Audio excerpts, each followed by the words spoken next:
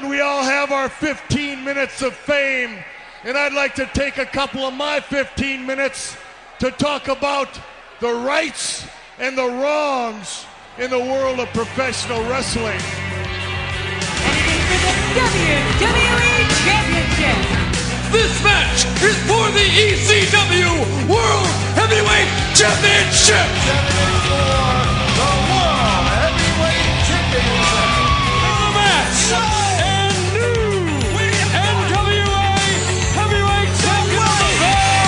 We appreciate you guys coming out and taking your time to support women's wrestling in America.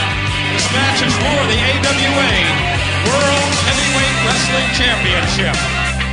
By the time you listen to this, as you may or may not know, and if you're a wrestling fan, you probably will know this, the world of pro wrestling has been chewed up with one or two topics as of this recording. The first being WrestleMania, which of course I don't get the ratings for WoW any longer. Unfortunately, WrestleNomics has seemingly concluded acquiring those. He said he would try, but it makes no guarantees. I did report that in the earlier podcast, and I will apologize for that because I don't think that they view it as necessary. And I will say this before I even go any further. Just looking for those ratings is like a huge pain. And if that's what he's going through to try to find it, I don't blame him. But in any case, the wrestling world has been chewed up with that because it was a big event. It had a huge build, the story being told, etc., etc. But then CM Punk. And I realize that this has nothing to do with women's wrestling. I'm just saying these two things literally just suck the air out of the wrestling room. Add on top of that the response that AEW attempted to do, like, well, we're gonna release footage of All In. Now they never said we're gonna show you what happened backstage with CM Punk. They just said that we're gonna release the footage, and anybody that was reading that knew what they were talking about. It was probably the most pointless thing that I've seen. Anyway, I'm getting way off track. You're listening to the Rights and Wrongs of Pro Wrestling Podcast. I'm your host, Mr. Green. Thank you for tuning in. But no, that was just the intro to kind of set that the world of news, which I generally try to get to at the beginning of this thing, has been dominated with those, well, I'll say three events. WrestleMania, Punk and his interview with Ariel Helwani on the MMA Hour. This had nothing to do with WWE. And then AEW's knee-jerk response to that, because Tony Khan's feelings apparently are paper thin and can't handle any sort of criticism towards his brilliance in booking and things like that.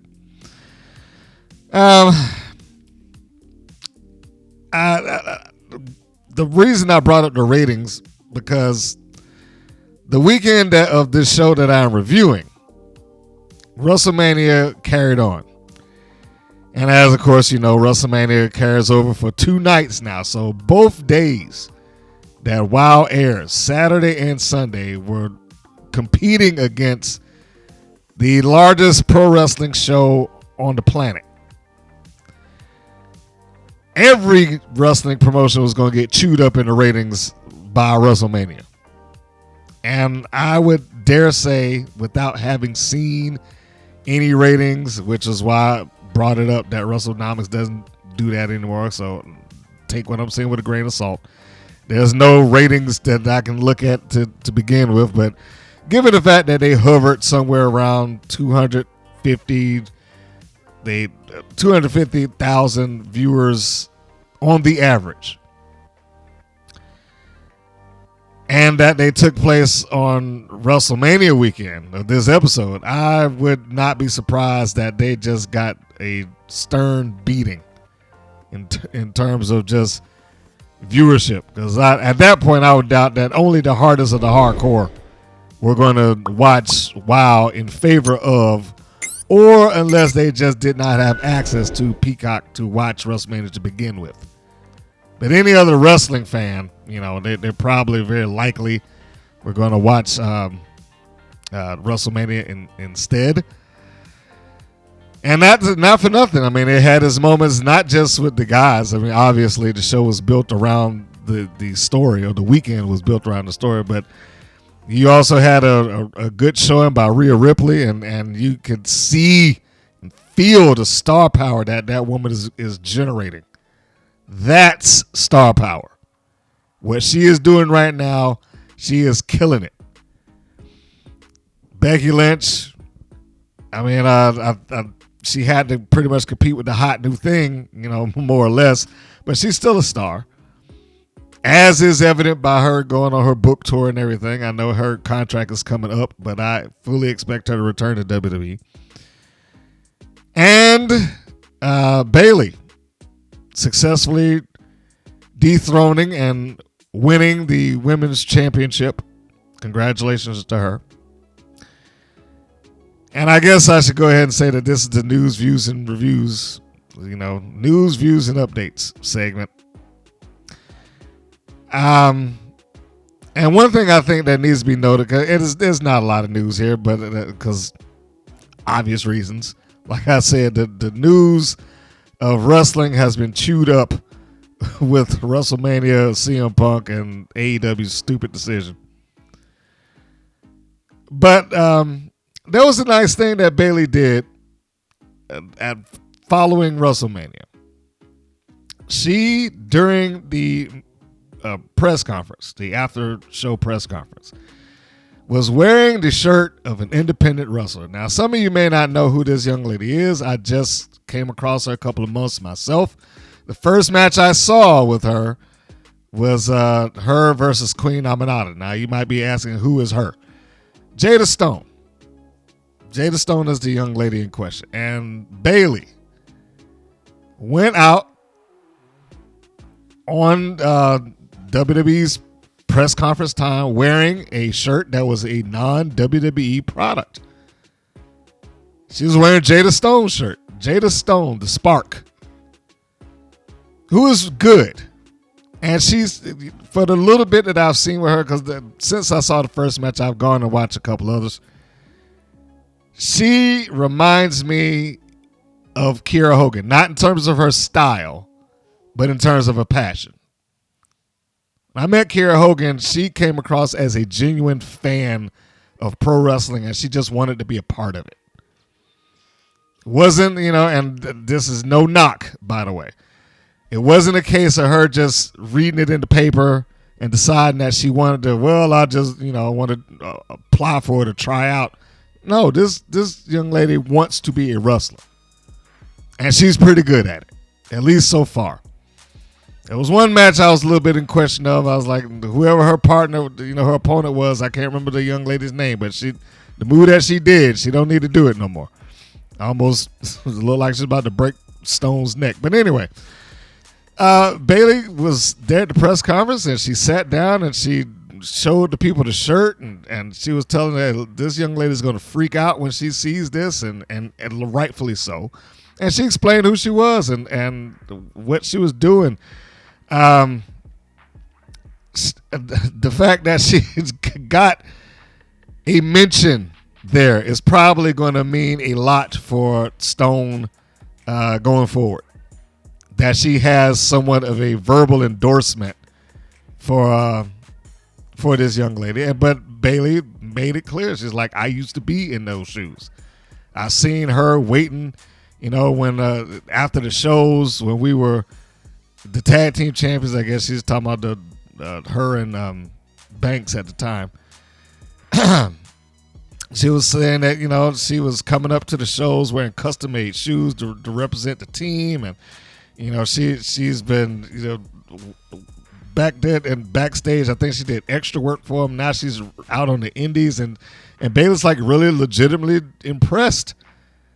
And I guess this is her full circle moment, because she's like, I was there, and now, it's on the opposite end. I'm kind of she didn't say this, but I'm the veteran, and I'm seeing this person that I watched show up as a fan and do this extra work. And now she's killing it on the indies, and now she's got merch, and she was supporting her. And I thought that was like super cool that she did that. And that's not really news necessarily, but I felt like, that's something to be brought up. And of course, Stone, she tweeted it out. She's like, this means everything to her. And it should, young lady, it should.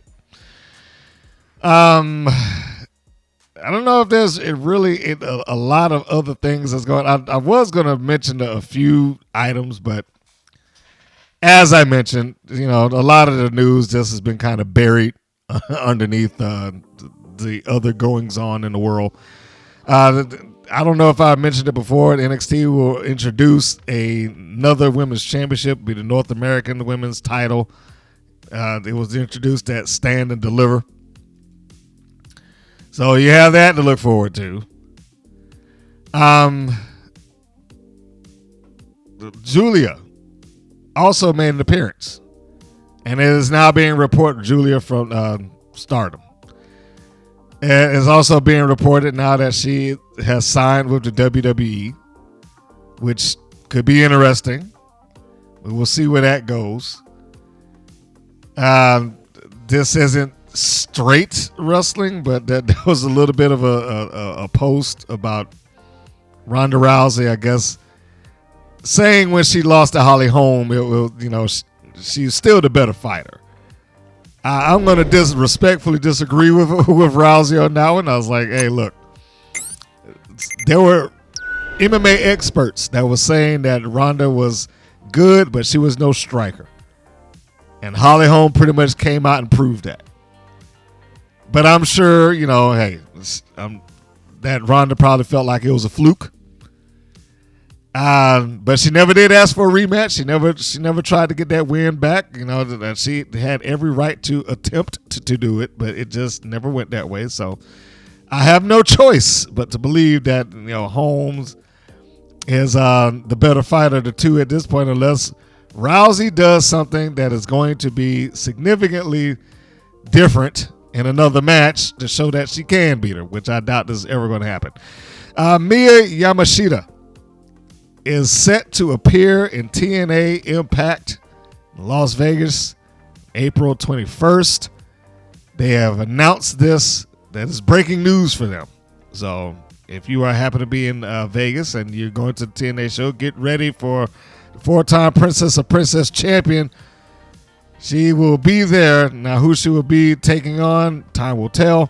But she has also competed in AEW and Ring of Honor and had championship matches listed against Thunder Rosa and Athena. So we will keep our eyes open for that. And I think that it would probably be a better fit for her to be in Impact or TNA wrestling right now rather than AEW, because AEW's women's division is crap.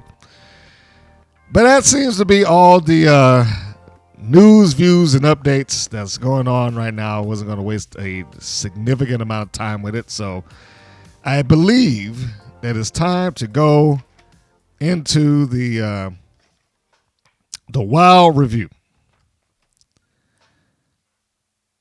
And here we go. First off, I want to make an apology to some of the people that have taken time to listen to this podcast. I did not mean to leave the multiple inserts of ads in the last show. For those who do not use YouTube in that regard, if you don't specifically tell it where it's going to go, it's going to try to find what it assumes to be logical breaks in the program, which isn't always a logical break in the program, which is why when I do the news, views, and updates thing, I try to leave a little blank spot there to insert.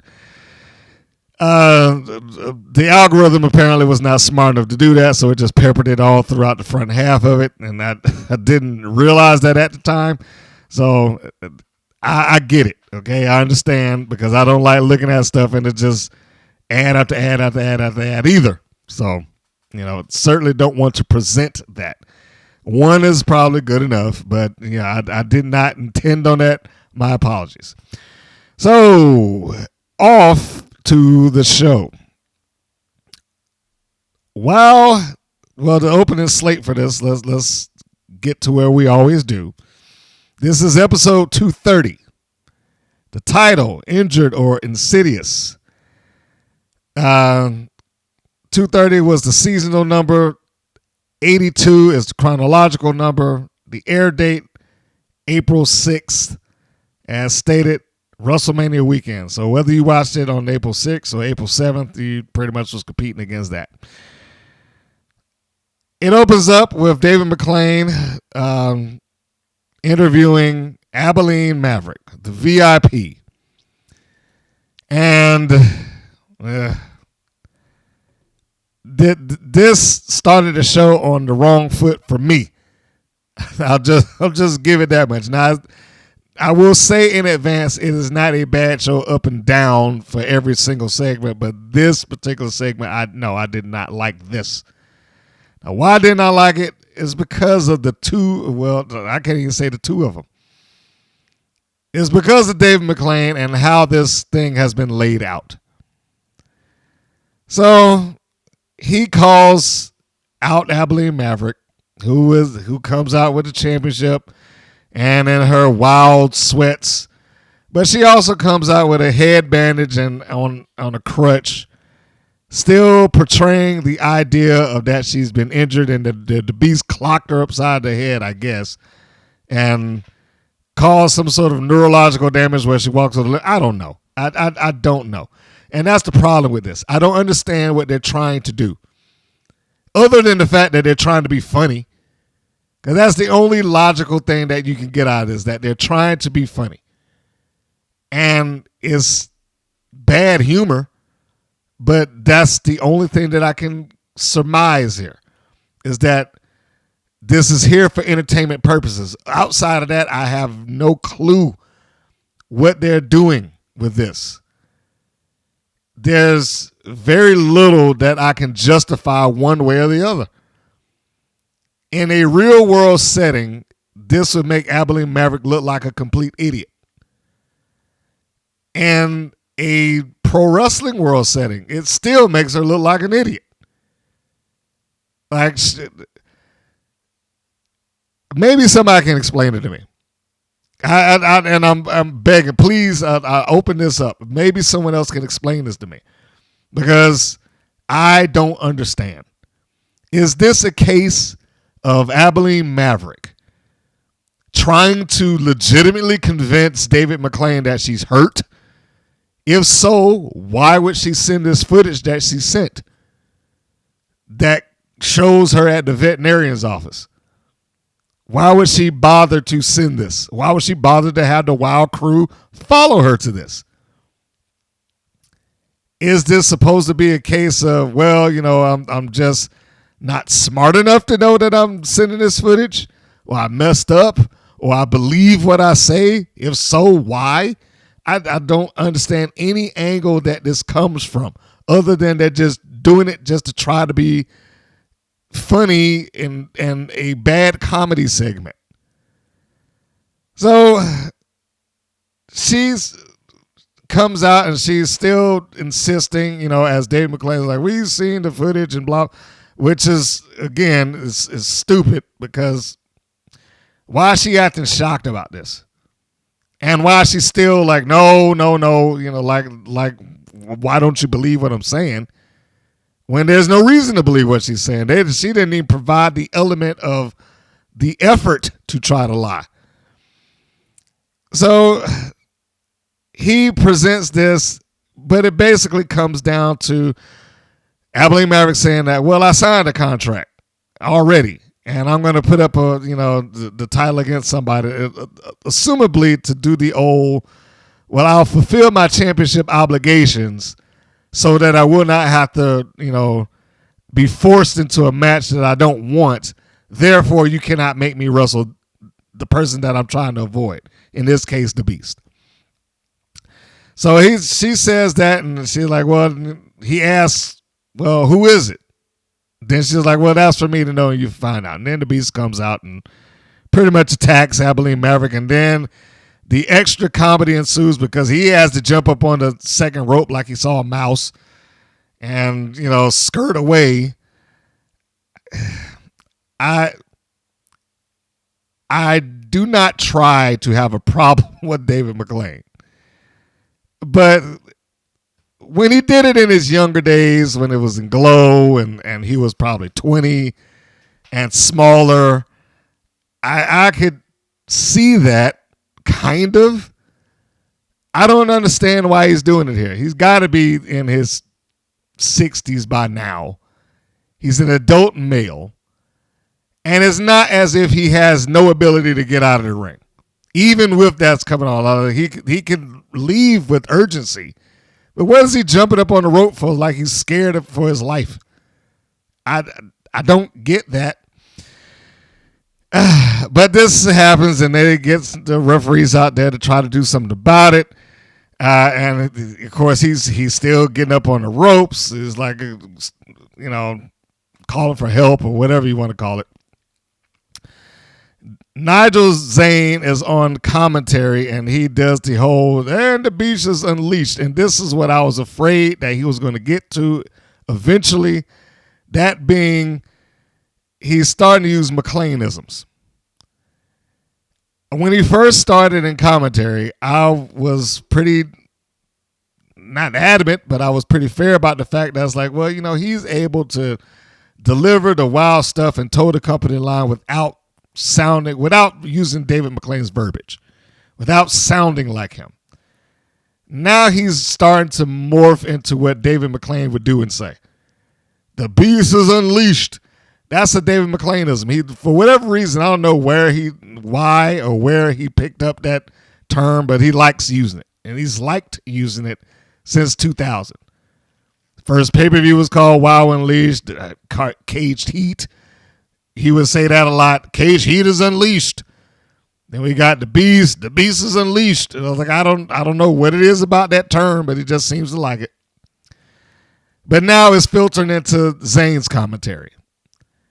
And this is where I was like, I don't want him to do this. I don't want him to just start to morph into a second David McLane voice. But I'm feeling like that's starting to happen now. And I think that should be avoided at all costs. Just get away from that before it becomes a problem. So anyway, this segment carries on. I forgot to mention that they did do the little picture-in-picture thing when Dave McLane's talking about, well, we saw the footage and we saw the thing on the wall, and she's looking all shocked and like, what are you talking about?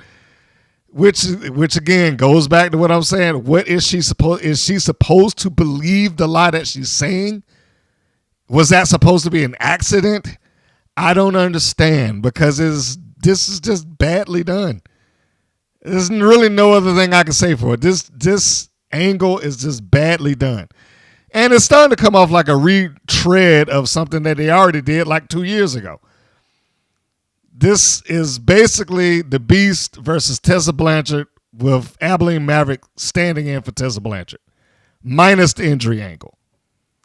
Tessa Blanchard's whole deal with the Beast became Tessa didn't want to wrestle her.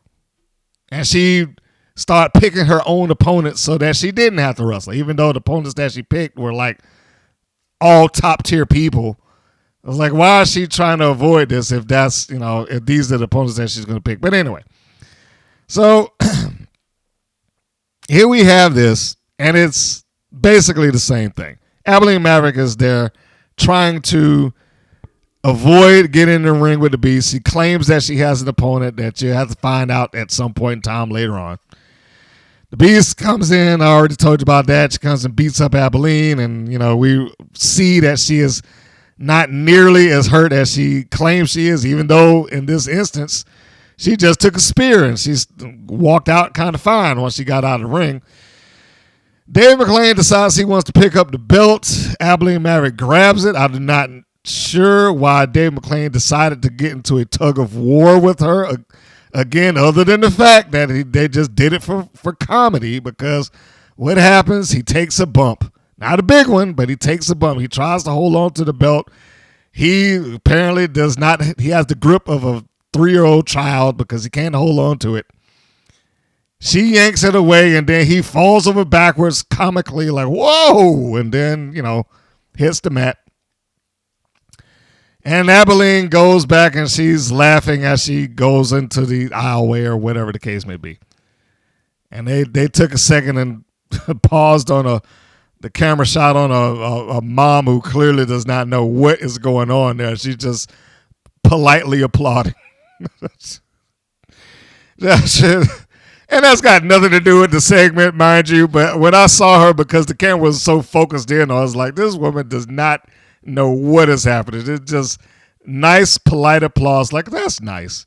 This seems so wild.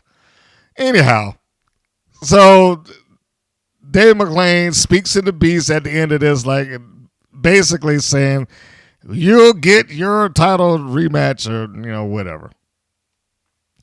Why was he trying to take the belt away from Abilene Maverick in the first place? I don't understand that either. Like I said, the only logical explanation that I have for any of that is that he just wanted to do something, quote, entertaining. But this is your world's champion.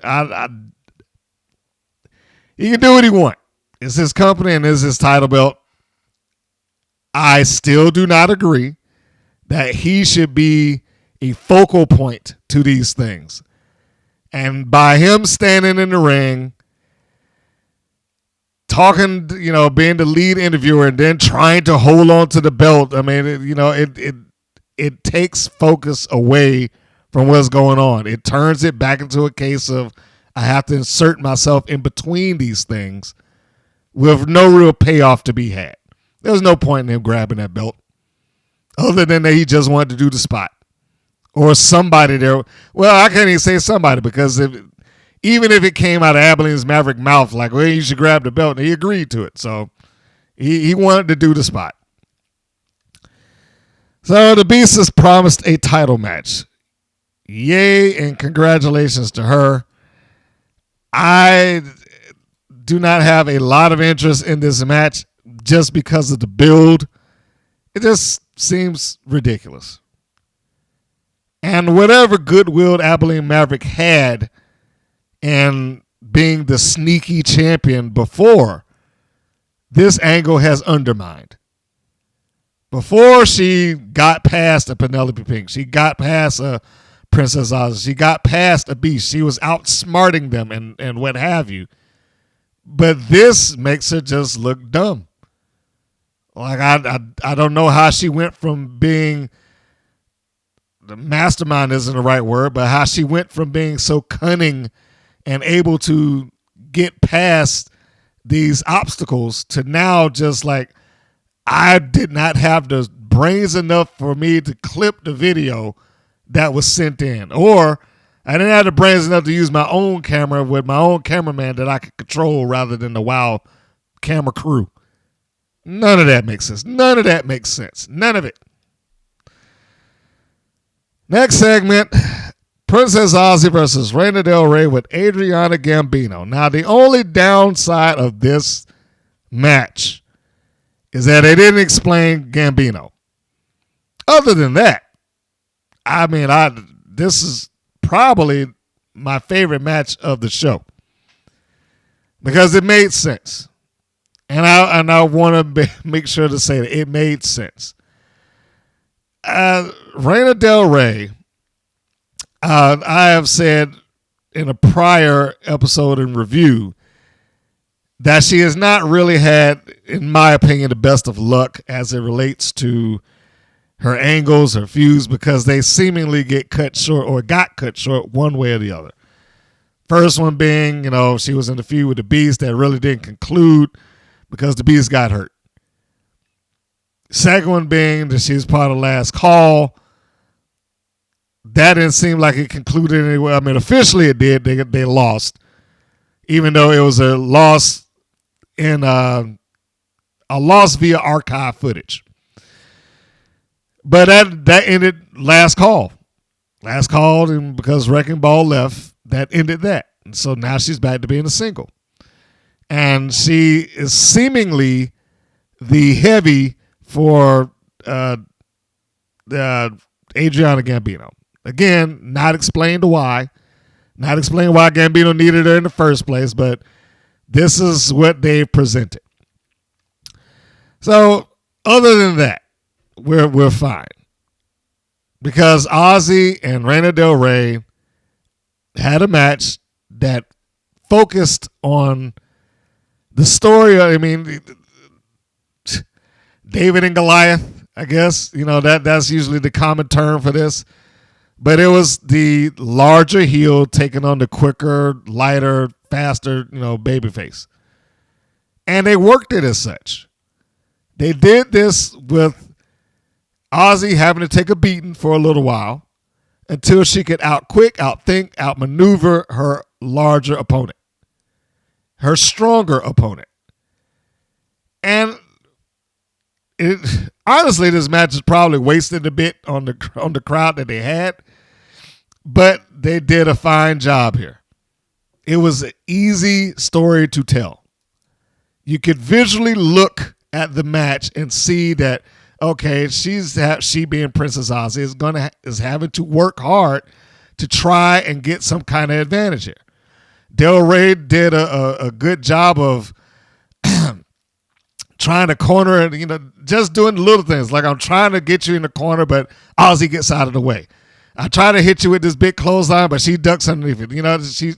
She's doing the things that she can as the bigger, stronger person, and all it took is like one big move to end it, to bring the attention back, or to bring the advantage back to Del Rey. She caught Aussie with a wild swing around the wrist, turned it, and just yanked her down to the mat, and then she was in control. And as stated, it was easy to see what this was. I thought they both did a fine job here. It was slower than what most people would have liked. I will openly admit that. Because I know there were some people in the room like, well, they didn't do enough. But that's the downside. I know some fans are just looking for high spot. But they told the story in the ring. And Del Rey was not afraid to cheat despite the fact that she was a larger, more powerful opponent. Princess Aussie starts working up some momentum. She's trying to throw some punches at her. And then she tries to take off and get some momentum against the ropes. What does Del Rey do? She grabs the hair, yanks her down to the mat. Boom. She stayed in control even if she cheated unnecessarily to do it. It kind of reminded me of, when Andre the Giant was a heel. He did not have to cheat. But he did it because he was a heel. He was 7 feet tall, or 7'3" or something like, around those thereabout. Easily a good 400 pounds by that time.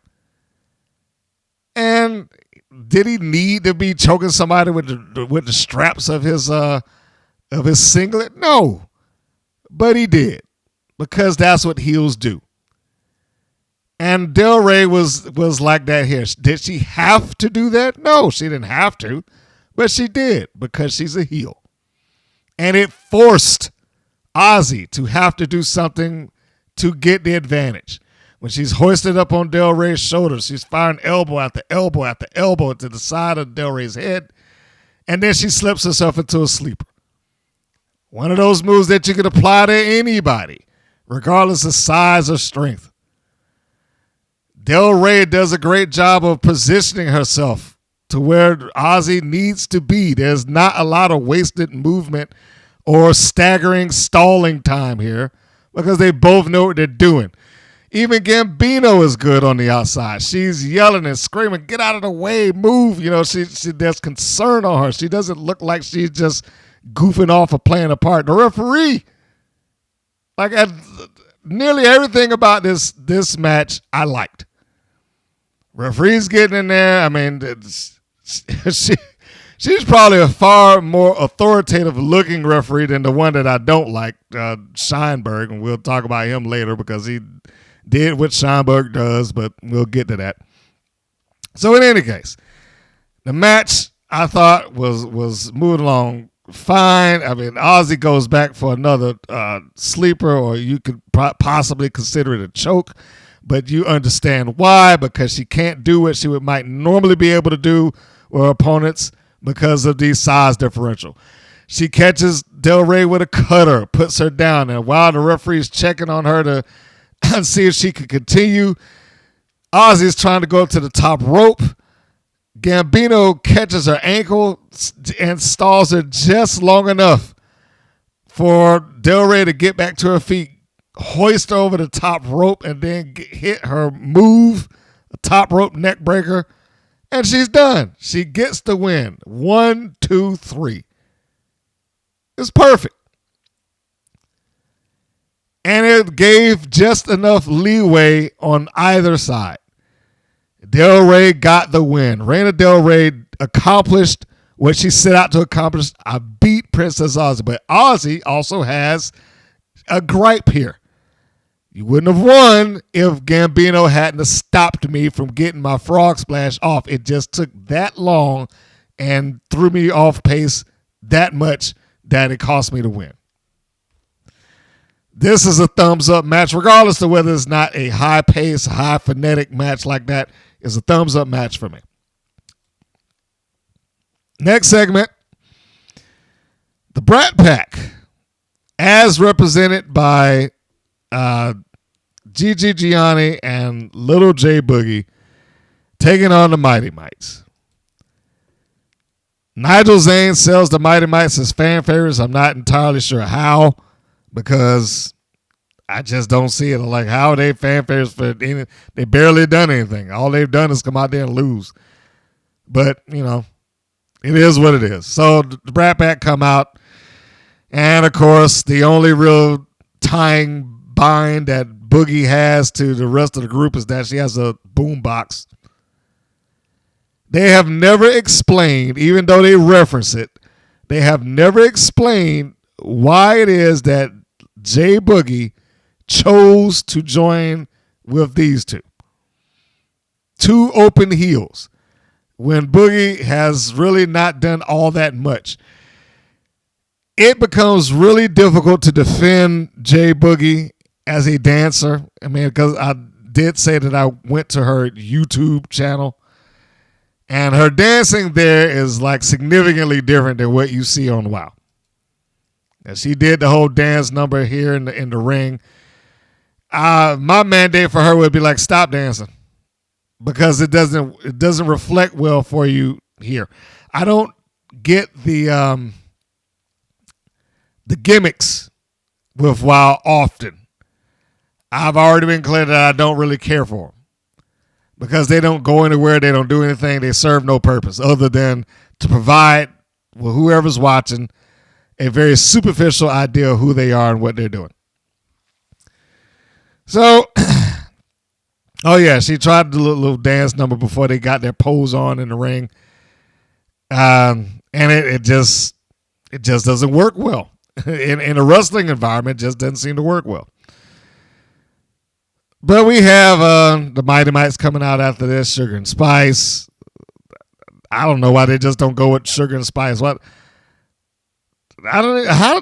Now that I'm saying it out loud, how does that even relate to the title, the Mighty Mites? I mean, I don't know. Should this not be something, you know, flavorful, or I don't know? We got Sugar and Spice, the Mighty Mites. I don't know. Maybe I'm overthinking that. Possibly. Anyhow, they get out there while Nigel Zane and McLean talk about Ric Flair and Charlotte Flair for whatever reasons. Like, hey, Rick loves to watch the women wrestle and whatnot. I'm sure he did, but for all the wrong reasons. I know they won't get into that on the show, but, you know, we all know. BK Rhythm does her rap. This goes back to that superficial thing that WoW has. These raps don't go anywhere. They've been going on for a year now, and they don't do anything. They don't garner heat. They don't forward anything as far as her growth. They don't forward anything as far as an angle. They're just random rhymes that she does just because she can do it. Most of which are not considered great or good by most people that are watching. So almost everybody I've seen, either online or otherwise, unless they are already within the WoW group, has some version of a John Cena joke tied into this girl. And I like her. I like Killer Kate. BK Rhythm, maybe not. But they all have it.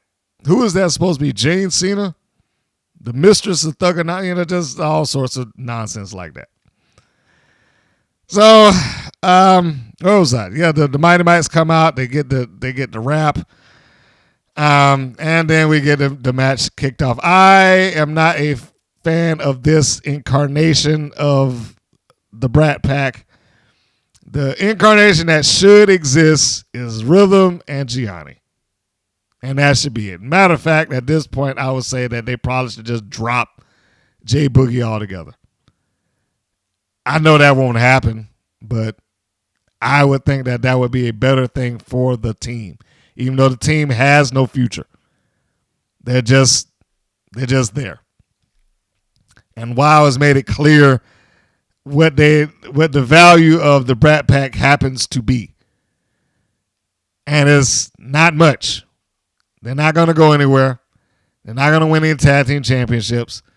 They barely get to speak, much less have a significant angle. So, but I will say this because I think this also needs to be pointed out.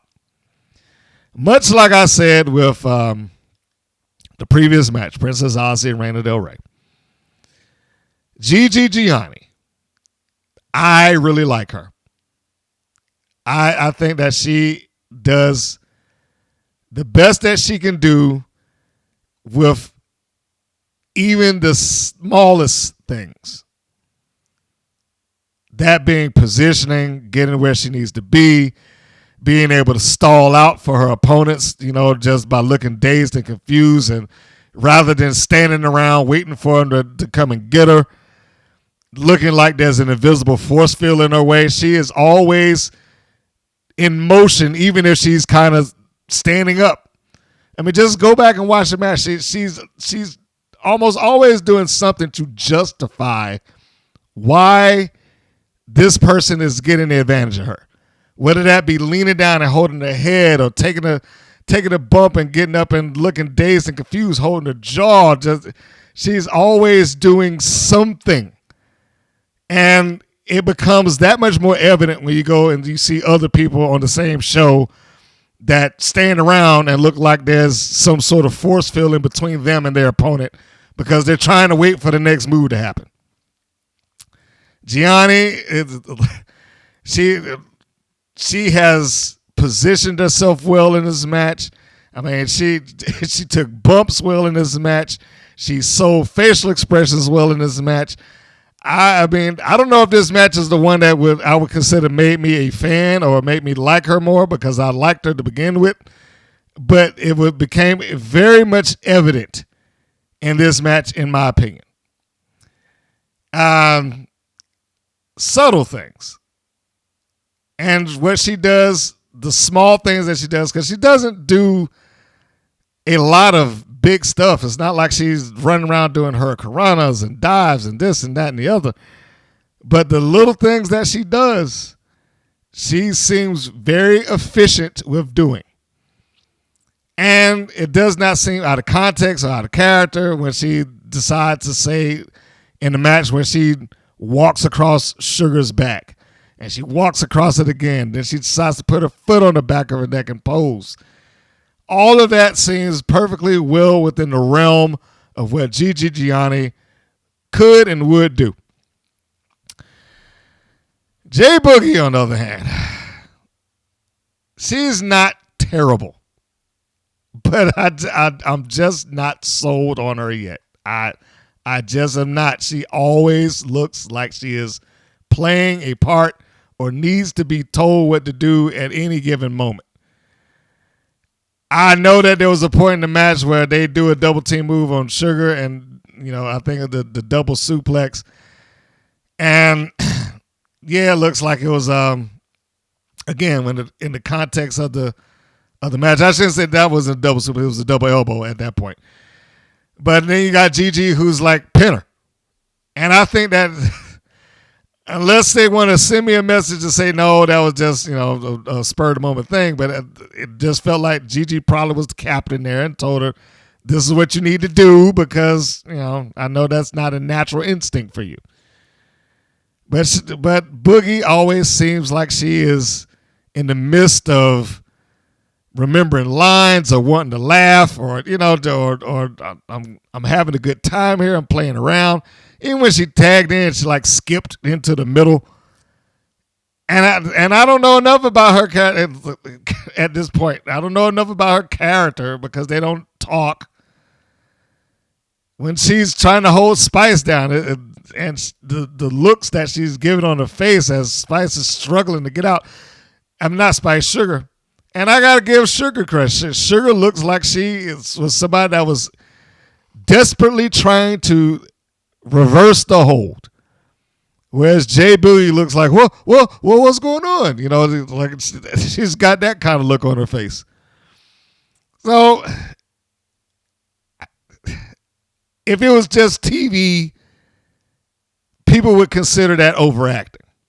That would be the term for it in that regard. Here, I just don't think that she has the nuances of what she's trying to express down yet. I know she knows what she's trying to express: desperation, adulation, anger. I mean, she knows what she's trying to do, but she doesn't always express it clearly. The match in and of itself, the Mighty Mites probably one of their better outings, of course, considering the finish of the match, absolutely. And this goes back to one of those things I said before. I don't understand why the Mites were introduced against the Last Call. Even if they lost in their debut, I don't understand why they was introduced as like a squash. Because it didn't go anywhere, didn't do anything. Last Call isn't even there anymore. They could have lost to a team like this and still looked good. My vote was for Las Bandidas because they needed a win. But Las Bandidas is a lost cause, and we'll get to them later on too. Gianni still does a fantastic job here. They do their little Brat Pack thing where I guess they all decide to get up on the apron and choke somebody out on the second rope and take a picture together or what have you. And this is another one of those points where I don't know what Jay Boogie's thing is with this group. Why is she there?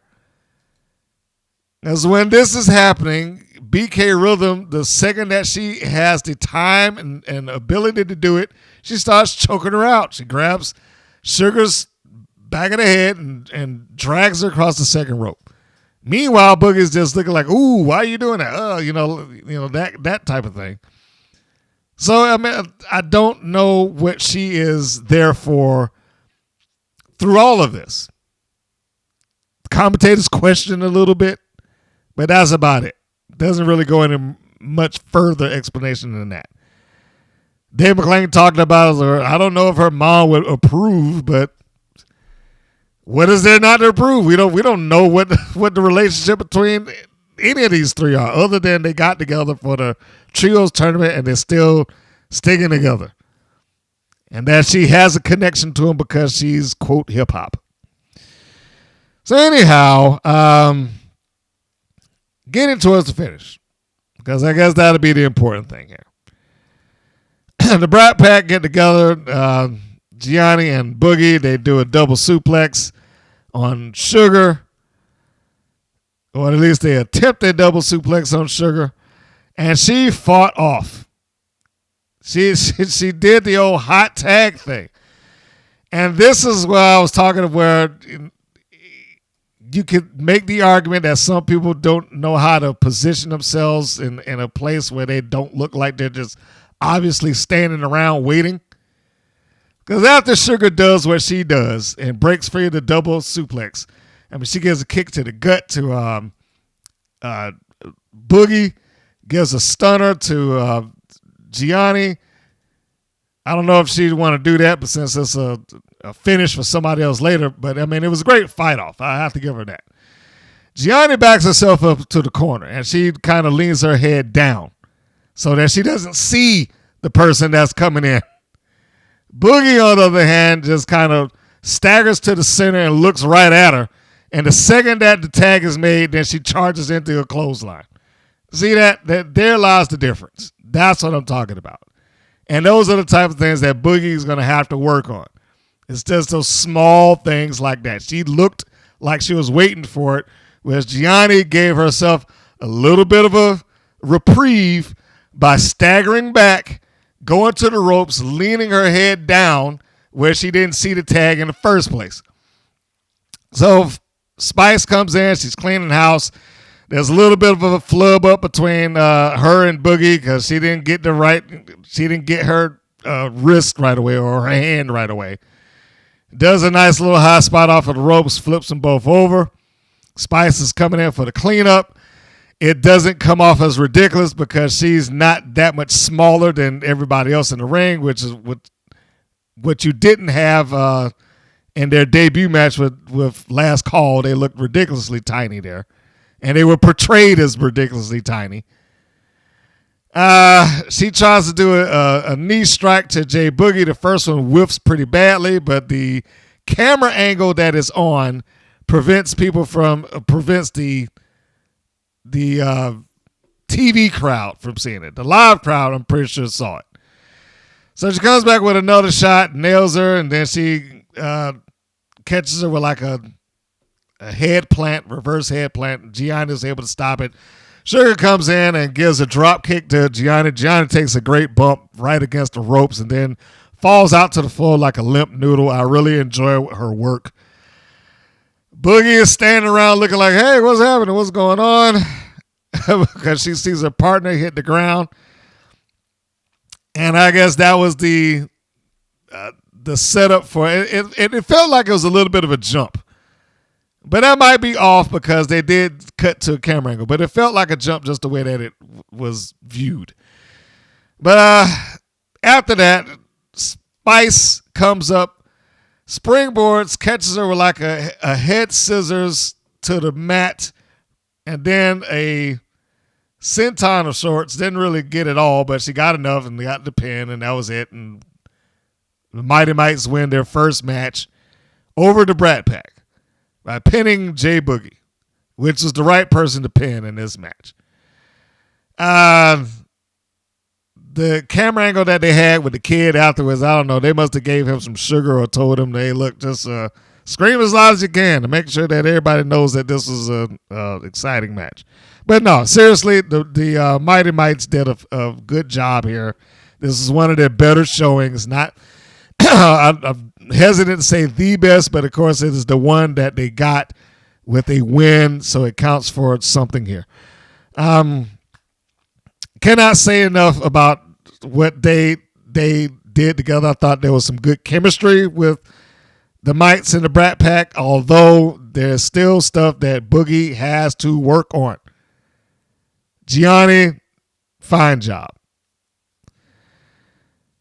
Next segment, Lana Star and Miami Sweet Heat steal something from the Mother Truckers locker room. I guess this was important. All this really did was it told you that the match that is coming up next has no value to it other than we just need to fill the space. And that's what it was. It was just a match to fill the space. It didn't really do anything one way or the other. The Dojo Defenders were just bodies in the ring. There was nothing significant that happened as a result of them being in the ring with the Dojo Defenders. Now, the Dojo, I don't like the name. I'll just say that. I don't like the name. It sounds silly, and I don't know who the Dojo Defenders are supposed to be or what dojo they're defending anyway. But they come out, following Miami Sweet Heat, who come out with the wild duffel bag. Now, because it's not important, I'm just going to go ahead and say what they were allegedly attempting to steal. At the end, they unveiled that, or at least it suggested that they were attempting to steal the tag team championship belts. I, again, do not understand why they would do that, because it's not like they would just immediately make them tag team champions, or, maybe they were going to try to hold it hostage until they got a title shot. I don't know.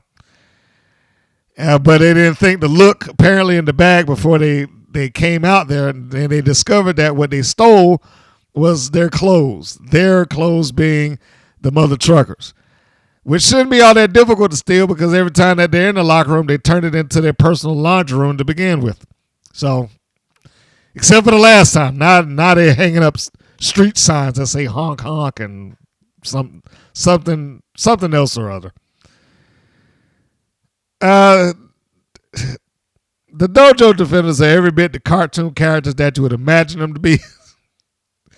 And that's not anything against them personally, but I mean, come on. I know, did I tell everybody who the Dojo Defenders are? I don't remember if I said it in the last episode. I'll just repeat it again. Kara Kai is Aurora Taviz. I think I pronounced the last name correctly. And Tara Strike is Tootie Lynn Ramsey. Both of which are on the independents. Tootie Lynn, I believe she is actually wrestled within the NWA for at least a show or two. And, they're assigned these, or they've taken on the personas of these new characters that they have here. Almost everybody in this ring I like. I don't think that the chemistry between the four of them was really good. I don't have a problem with Miami Sweet Heat. I don't have a problem with the individuals playing the Dojo Defenders. And they did as good of a match as I think they were capable of doing with each other. But I don't know if the chemistry was in full bloom here, because there seemed to be some points where they just kind of walked into moves and let me stand here for a second so I can get you to, do the whole tilt the world on me and, and stuff like that. The blocking of some shots, like there's one where Lawrence tried to deliver a big wild right hand, and it was almost like, I'm just doing this so that you can block it. And I know they can do better than that. I know they can. I've seen them do better. But I like I said, I just don't think that they had whatever chemistry that they needed for these small portions of the match. I just don't think it was there fully. So I'm not overly familiar with the Dojo Defenders in full. Let me see. Let me get my notes out here. Karakai. So the Heat is caught on Karakai, the Aurora Taviz, if you're looking at her on the independents. She gets caught with a tilt-a-whirl slam. It was called a tilt-a-whirl backbreaker by the commentators. Now, I'm just saying it was a little off there, but I am not going to get on them because I know commentating is not as easy as it looks. I've tried it, and sometimes you just have a mental slip. You'll call something the wrong thing. And I can say that with absolute certainty. Until you have tried it, it does seem easier. But sometimes your mind is going a little bit faster than what your words are saying. So, in any case, they get Karakai over there, and they get the heat on her. It moves kind of slowly at this point. And then, Lindsay's doing like a blatant choke on the ropes and grabbing the arms and what have you. I mean, she does a fine job seemingly cheating, but they also look like they're getting either signals crossed or they don't know what they're getting ready to do next. After, like somewhere in the match, there's about 4 minutes or so in. And we got Lindsay and she's grabbing the arms of Karakai. She's getting ready to go off of the ropes and deliver a dropkick because this is clearly what they've already discussed and are prepared to do. So either it was Kai who forgot and didn't position herself, or not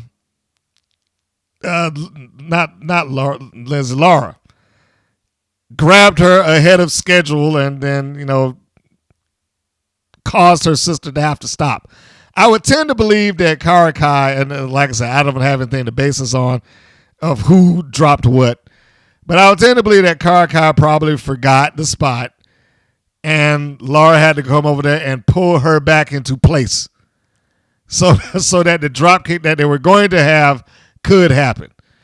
But then it caused Lindsay to have to sit there and wait for this to be done so that she could do it. So she goes over and she starts arguing with Tootie Lynn, Tara Strike, to give her something to do, which is good. And I think the referee probably should have been on that side at that point while the argument was happening, so that it just didn't come off like it didn't come off like she was just wasting time necessarily. Because he saw her sister, her being Lindsay and Laura. God damn it. Lindsay and Laura. He saw the sister, the illegal one, outside cheating, so he had to stand over there and call the cheating to get her to stop. While the other sister, Lindsay, is in there arguing with Tara Strike. These twins, man, they get you all mixed up. Anyhow, Lindsay gets Kai, gives her a show of strength, shows the backbreaker, and walks over to her corner. And then they drape her across the middle ropes, gives her a nice stomp in the stomach. I thought that was probably the best chemistry I've seen. Came down on her stomach. She sold it good. Lindsay delivered it good. And then, the sisters doing double team. One of them charges across. Lindsay charges across and nails Tara Strike. She's just standing there waiting for it to happen. It's amazing to me when they do those things because it's like the other one they don't see this person charging across the ring and don't decide to get off or block it or nothing. Just let me stand here and take it. So, Kai is sitting trying to get through this massive beating that she's taking from the sisters, the Miami Sweet Heat. They get her up and they hoist her in the air for a significant amount of time for the double suplex spot. And they deliver it with efficiency. And then they decide to go and do their double push-ups to show how fit and shape they are. And not only they do that, but they hit Tara Strike again, who's just standing around waiting for this elbow to come and nail her across the face. So the Dojo Defenders are having a slight problem on their debut. Kai is crawling across the ring to try to make the tag. She gets caught by Laurie, but she's able to push her off. Then she gets the hot tag to Tara Strike. Boy, these names. Anyhow. So she comes in like a house of fire and she's chopping down, one of the sisters of the Miami Sweet Heat. Gives her some knee shots, some stiff kicks, and all that good stuff. Here is where the invisible force field comes into place because Lindsay tags into her sister. Strike has to stand there and wait for her to come in. When Laura gets into the ring, she tries to give her a shot. She gets blocked with a big kick, stops it from getting anywhere near her.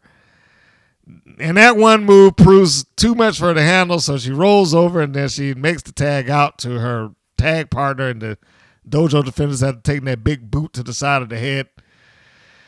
And Karakai is back into the ring. And with little to no effort, Miami Sweet Heat regain control immediately. She catches the foot, sweeps it out from underneath her, stands there and gives like, hey, look at me. And then they set her up for the Fab Jab. 1, 2, 3, and Tara Strike is incapable of getting back into the ring to save her partner. And Miami Sweet Heat win again. And their arms are raised in victory by whoever this referee is. I don't know his name. So we have another debut and another loss by a new team and or talent to WoW.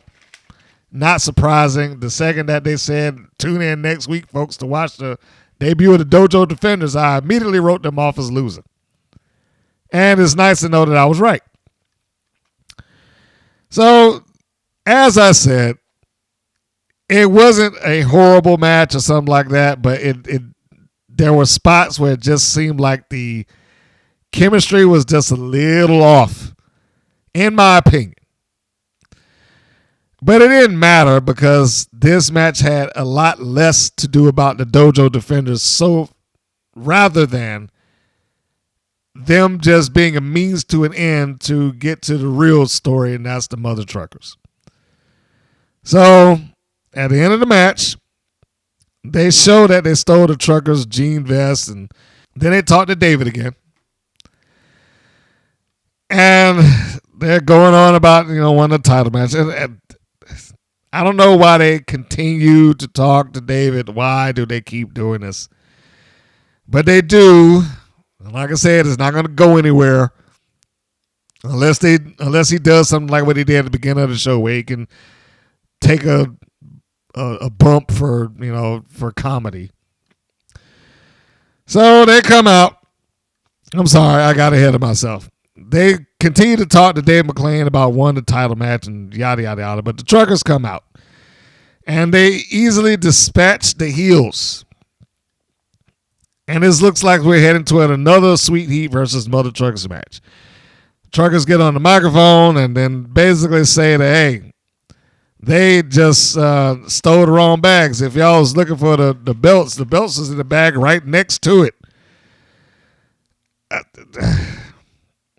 Again, I guess it's fine. Don't know what they would have gained by stealing the belts other than what I suggested earlier. They might have been able to hold them hostage, like you'll get it back when we, get a title shot or whatever. But in the WoW universe, that doesn't seem to work anyway because Dave McClain just went and got the belt. I mean, we've already tried this with the same group. Not for the tag titles, but for the singular title. Lana Starr ran off with the World's Championship, and he just went and got it back for him the following week. So I don't know where this would have gone. So it is an opening for the Mother Truckers to accept a fight anytime with Miami Sweet Heat. Swag gets on the microphone. She basically tells them both, if you wanted a title match, all you had to do was ask. So they were going to take them on. All they got to do is just ask for it. Their ranking did not matter. And that's fine. I mean, it's championship prerogative. But as I said, the Dojo Defenders were just a body here. Any tag team would have done in this match. So long as they lost, any tag team would do. And I just have to say as a side note, just being in the room when this was airing, the first thing I heard just suddenly out of the room was, who the f*** are they? So, they're talking about the Dojo Defenders. So, yeah.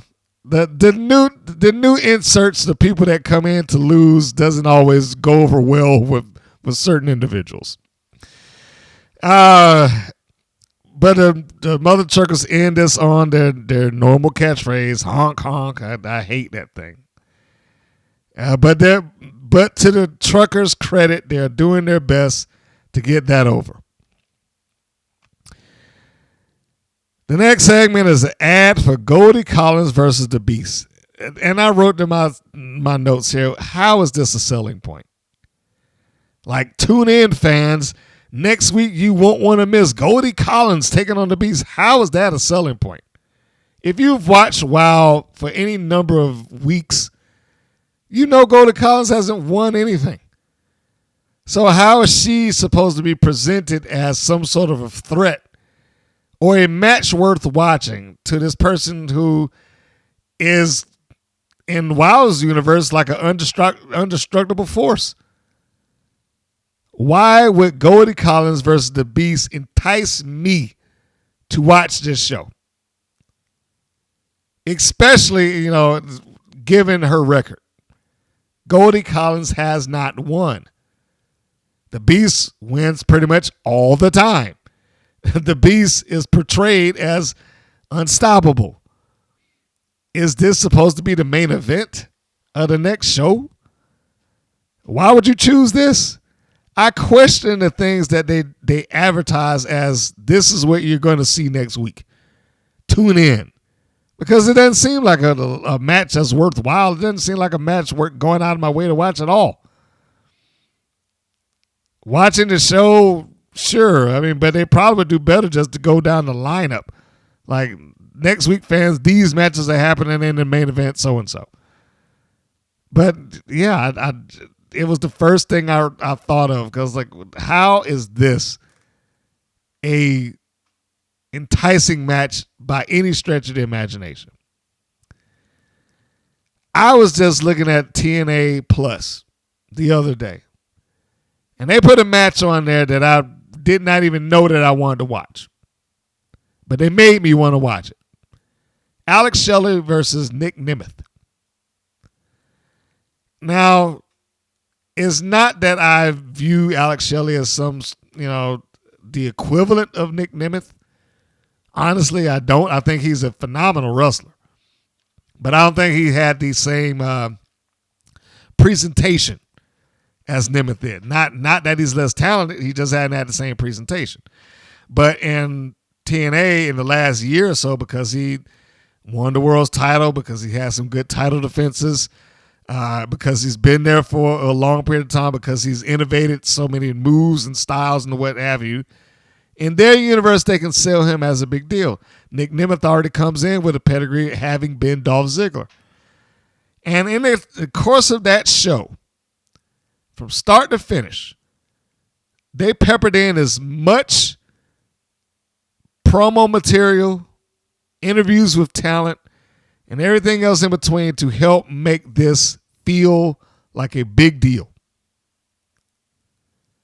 And they did. They made it feel like a big deal. It was a standard wrestling match, and it took them a while to get going. I enjoyed the match. It just wasn't, it wasn't bing, bing, bing, fast paced all over the place, which is probably much better for them. But they sold this like it was, you need to watch this. This is a battle of generations. This is Nick Nemeth, the wanted man, versus the Motor City Machine Gun, Alex Shelley. And every break that they got, somebody was, they either had a video package, an interview from one of the participants, or they were interviewing somebody that was in the locker room like, yeah, I have to tune in and see this. I was at home watching TV when Alex Shelley got here, just stuff like that. And they made it feel like something. WoW does not make this feel like anything. Goldie Collins versus the Beast. It's like you're supposed to be sold on it just on the merit of it's Goldie Collins. So why not watch it? And it's the Beast. So there you go. Like, their names alone should be enough for you. And I don't see how that is. It just, this isn't enough. It should have more to it than that. The last segment, Las Bandidas. The new version of Las Bandidas, which doesn't appear to be new very long. But the new version of Las Bandidas. With Tormenta versus the Island Dynasty, or what's left of the Island Dynasty. Now, if you recall, the original version of the Island Dynasty was 4 members, not 3. But Leia Makoa has departed from the company. And we are now down to Tiki Chamorro and the Tonga Twins. And the Bandidas, we don't know what happened to Evelyn Rivera. But we got Angel Rose, Sylvia Sanchez, and their partner, Tormenta. And much like Goldie Collins, the Bandidas and Tormenta do not win all that often, if at all. So it was not a real big surprise for me where this was going in this match. I don't think it's going to be a shock for you either. But we'll start with the obvious. The match kicks off, and for whatever reason, I don't know what determines when the managers just decide that, well, I don't need to be in ringside. But this is one of those moments where she decided she didn't need to be in ringside for some reason. Sophia Lopez goes over to commentary. And that's another thing that seems to be happening more and more often. It's like if there's a heel group or manager, then one of them has to go to commentary for some reason.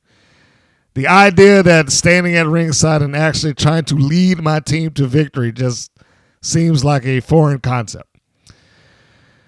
One of the nice things that we had in this match, even though it was a painfully short match for what in theory should have been felt more like a big deal or a main event, is the opening kind of setup, the opening square off.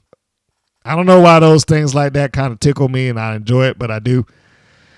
So you got the Bandidas and Tormentas squaring off face to face with the Island Dynasty.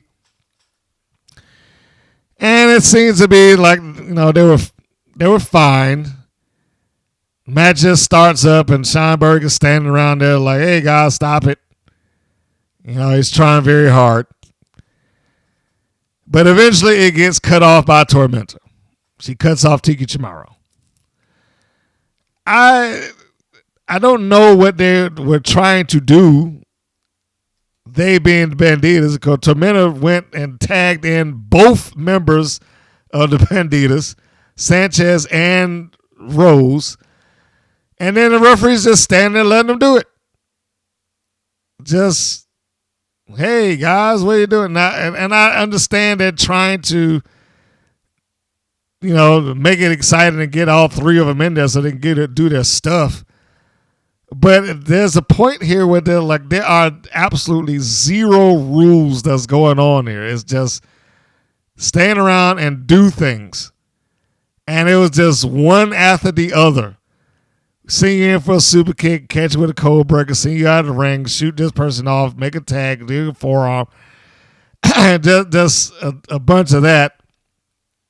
Scheinberg yells, a good deal at some of them, like, yeah, hey, 1, 2, 3. He does that, but when the other stuff starts kicking in, the ruckus of the match, when there's more than one person carrying on, he just tends to do the same thing. He stands in some corner and he starts waving his arms around like, no, don't do this. And I don't know why he does that, because they never listen to him. They just do it anyway. And the finish of this, not just the finish, but the aftermath is, I guess it's good on the one hand because it's providing some kind of story that they can sink their teeth into, hopefully. But on the other hand, I'm like, why is this happening? Where is this going? So we got both of the twins in the ring at the end with Angel Rose. Scheinberg is just standing around waving his hands again, like he always does. Like, hey, yeah, get out of the ring, and doesn't make any efforts to try to disqualify anybody or look like he's trying to disqualify anybody or look like he's trying to present any level of authority. It's just everybody's doing whatever they want to do when they want to do it. So the twins set Tormenta down onto the second rope. Chamorro comes in. Scheinberg's waving his arms again. And she's trying to do her version of the 619. Sanchez stops her, grabs the feet of Chamorro before she can make contact. But she doesn't get faltered by that. She just turns and she runs towards the ropes, gets some momentum, and then she charges out to where Sanchez has pulled Tormenta to try to get her out of harm's way. But unfortunately, she has gotten her directly into harm's way now. Scheinberg's, of course, still standing around like, hey, stop it, stop it, stop it. Don't do that. And Chamorro takes a dive through the ropes. She's at least giving effort to what she's doing. I have to give her that. So she takes out both Tormenta and Sanchez, and then on the inside, the newest member of Las Bandidas, Angel Rose, takes another pin by getting hit with the Tongan drop / neckbreaker combo. They go down, and then the arms are raised. They win the match 1, 2, 3.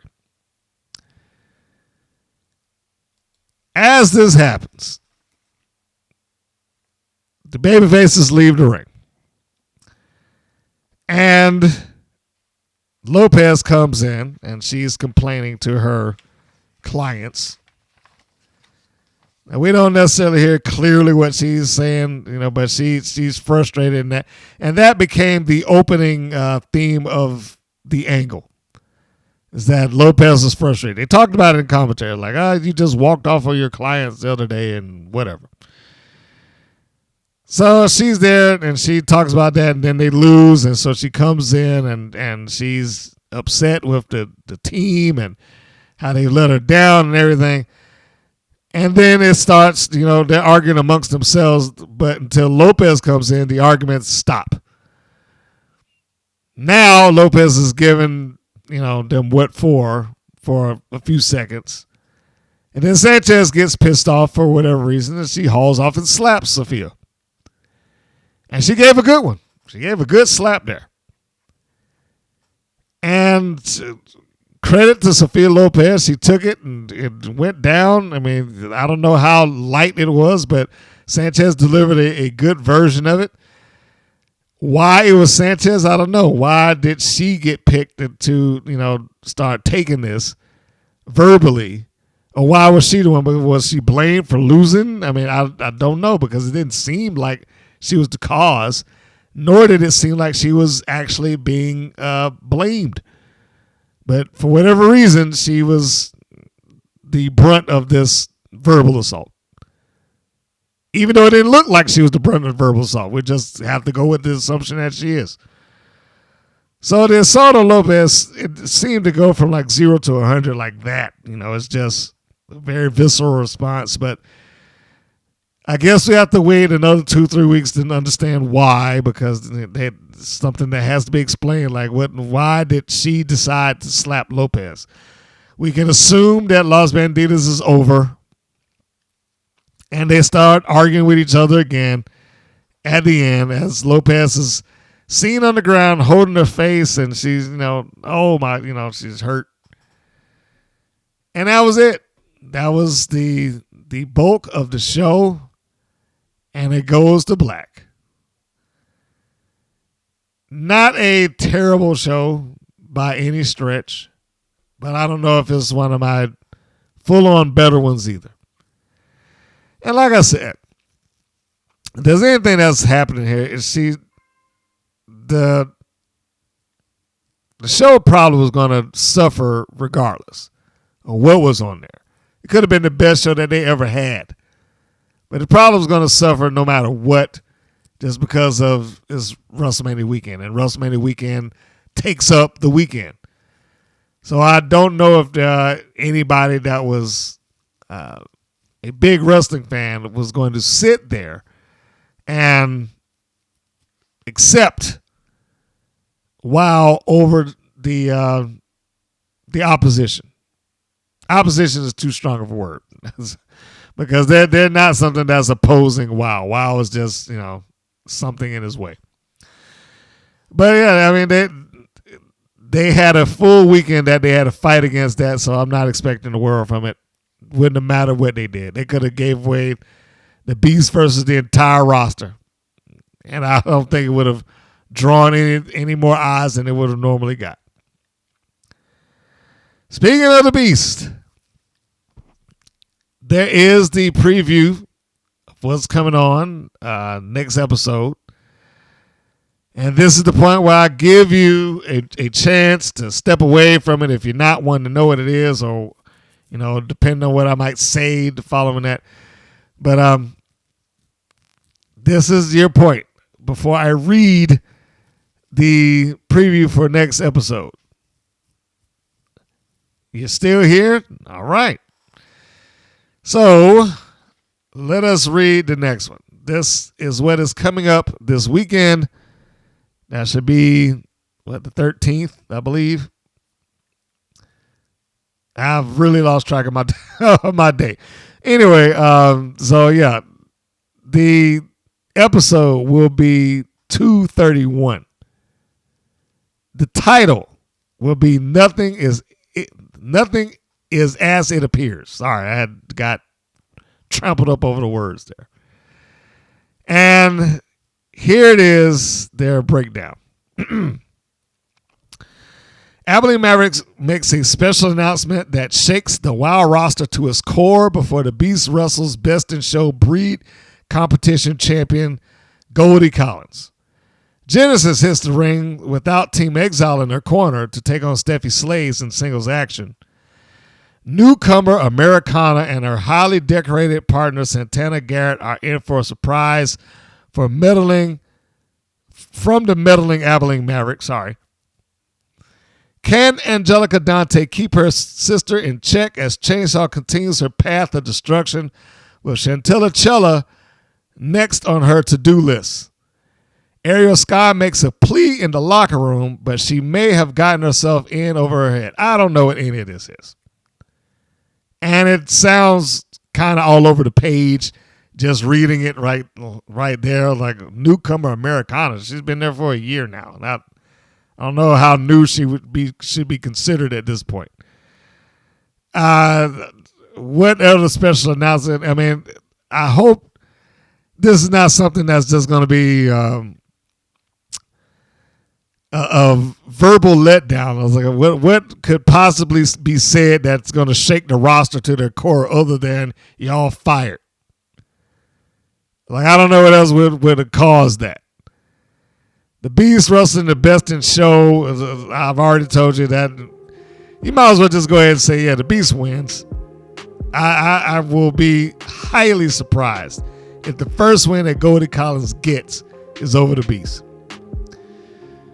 Steffi Slays is going to be there just to do the job. I think that's going to be pretty evident. Genesis goes over. Chainsaw is there against Chantella Cella. Cella's doing the job. I don't think that's going to be any shock there. And why is Ariel Sky making a plea to the locker room? A plea about what? She's already lost whatever it is that she needed. So I don't know what pleas would be necessary here and how would she have gotten herself in over her head.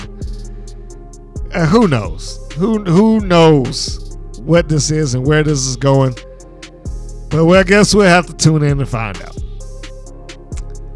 But that was the episode of WoW in review. It will be interesting to see how this carries on and how this continues. But I will be completely honest with you to say that the amount of wrestling and wrestling news that happened in this week, from Thursday going into WrestleMania to the Thursday that I'm doing right now, as I'm recording, is a lot. And unfortunately, within that, WoW is lost in the shuffle and they're buried underneath just all of this stuff. Whatever it is that they might have had, it seems like it is just spinning its wheels. And especially when I read that. Now, I may have a different opinion once I watch the episode. It may be a phenomenal episode. It may be more than what I ever dreamed. But as of right now, it's like, I don't see what this means. I don't see how this is interesting. I don't see what are these promises of what she's going to say is going to shake the roster to its core, and Ariel Sky might have got herself in over her head, and just all those things. I don't know if any of that will live up to the hype that they have in the press release. But time will tell, and we will see. And that is going to do it, folks. That is going to cover the entirety of this episode in review. As I said, not a bad episode. And I probably had issues with like 2 segments out of the show more so than the entirety of the show itself. The opening segment with Dave McClain, I absolutely had a problem with because I don't know what they're trying to get out of that. I don't know how this is supposed to be portrayed. Is this supposed to be she believes everything she's saying? Does she not? Is she just joking around? You know, all of that stuff. It didn't seem to make a lot of sense to me. Aussie and Del Rey loved it. Brat Pack versus the Mighty Max, not too high on El Boogie still, but it was a good match. The Sweet Heat and the Dojo Defenders, I could have left that. Bandidas and Tormenta versus the Island Dynasty, it is kind of like see the last match. The persons that they're in the ring with, in this case with Miami Sweet Heat was Dojo Defenders, with the case of the Bandidas is the Island Dynasty. The persons that they were in the ring with are just essentially there to facilitate the next thing happening. And the next thing happening in the case of the Bandidas is the fight. Next thing happened in the case of Sweet Heat was securing a title match, which they did. So we might get 4-time Wild Tag Team Champions Miami Sweet Heat. Who knows? But that goes through the entire show. And like I said, the main event was fine. Short, but fine. If I meant to bring this up earlier. If you have not had the opportunity to watch Billy Starks become the Ring of Honor Women's Television Champion, you might be able to find that floating around. She did a fake out spot that could be uncomfortable. Not saying it didn't work for the audience, but she did a fake out spot that could have been legitimately uncomfortable. I mean, she was hollering and screaming in the ring, faking a neck injury. I mean, of course I'm spoiling this now, but it's faking a neck injury, and they played it up as real. They played all that up as real. The only thing that gave me any pause to it possibly not being legitimate was that they didn't put her on a stretcher. Like if they felt like she was having a neck injury, I was like, they're not gonna stand her up on her feet. That's about the only thing that I got. But other than that, I mean, it was a pretty strong match, and it's weird, the word I want to use. I mean, it was a fine ending, but an unconventional one. That we'll go with that. It was an unconventional ending. So yeah, I had to make sure I got that in there. I forgot to mention that earlier. Please be so kind, if you haven't done already, to subscribe to the channel if you're listening to this on YouTube or watching this on YouTube. You can also, if you do not know where to find the podcast and where it releases, you can always go to WPNWrestling.com, WPNWrestling.com, and it's got all the links for everything that we do. Podcasts, videos, pictures, all of those go there. And the stream for the matches, the videos that we've done, runs all day, every day, based from stuff that was shot in late 2012, early 2013. Yes, back then. So you can see some of the people that you know, like your Kiera Hogan's, like your Harlow O'Hara's, who was Fury, like your Nina Monet's, who was Siren. I don't know where she's been. And you probably can get to see some people that you have not seen too much of, like Tiffany Rocks, or like Rock and Roll Roxy, like Charlie Punk. Got a slew of people and talents, some of which have gone on to become famous. Other ones are still out there grinding and working hard and giving the best matches that they can give. So if you want to see that, feel free to tune in. WPNWrestling.com is the nexus for everything that we do. And that being said, I want to close this out and thank you for listening to another edition of the podcast. And your comments and questions have been wonderful. Thank you for that. So on that note, I want to leave by saying that this is Mr. Green saying that this is Mr. Green saying. So long. We'll see you on the next go round. Take care, everybody. Thank you for listening to the WPN's Rights and Wrongs of Pro Wrestling. If you have questions or comments, please contact us via our Facebook or our YouTube channel at the Women's Pro Wrestling Network. If you're new to the WPN, feel free to subscribe to our channel and like our page. We appreciate your support. Thank you again for listening.